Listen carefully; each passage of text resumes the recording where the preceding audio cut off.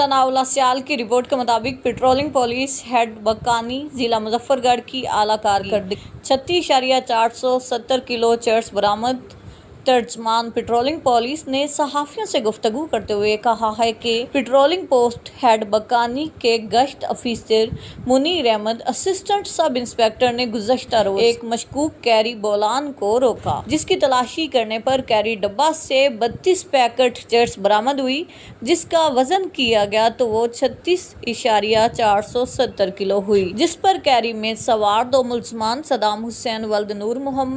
محمد کریم ولد صوبہ خان کو حراست میں لے کر تھانہ بیٹ میر ہزار میں مقدمہ نمبر 21/317 درج کرایا گیا۔ معززین علاقہ نے پیٹرولنگ پولیس کی اس کارکردگی کو سراہا۔